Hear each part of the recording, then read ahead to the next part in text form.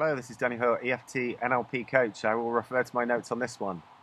The 5 key practices to recovering from an anxiety disorder. I had one for years, decades, and it nearly cost me my life. It manifested in physical symptoms and disease and chronic suicidal depression.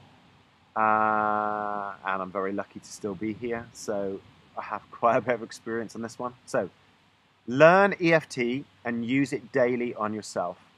Learn to practice meditation. Listen daily to relaxation audios or hypnosis audios. Discover and understand your Enneagram type and daily apply the practices that will evolve you. And having private sessions on trauma and limiting beliefs will radically move you towards experiencing peace, not anxiety. Now, I'm an Enneagram type 6, okay? And we are the anxious types on the Enneagram. I speak quite fast. I've got a very fast mind. And the 6 tendency is to do worst case scenario thinking. 3 people that I'm going to mention right now who are Enneagram type 6s are Tom Hanks, Cancerian Enneagram type 6, just like me.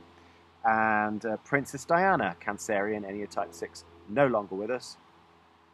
And N&M is an Enneagram type 6, is a counterphobic type 6. So he might not appear as if he's afraid, but he's always kind of like in your face to prove that he's no longer afraid, and prove to himself he's no longer afraid.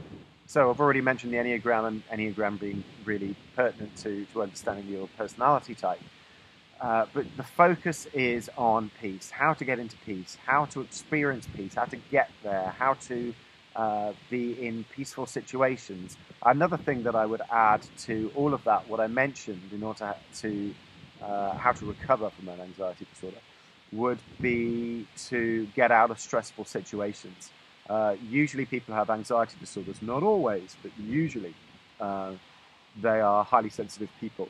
And so they pick up on others' energy, and they can easily be intimidated or overwhelmed by people. That was certainly my experience. So I use things like EFT and NLP and hypnosis in order to be able to help me to take action on what it is that I needed to take action on to actually cut some people out of my life, or take action to change career. I was once part-time and doing something that was very stressful. I didn't realize how stressful it was until I actually had the courage to leave it and do something else. There were different stresses in doing what I do now, but significantly different kinds of stresses, and I was able to cope with this stress much more than the stress in the last time. So please go back to the first part of what I talked about. Those are the key principles. Obviously, having individual sessions is one of the things that I will absolutely say could be the saving grace.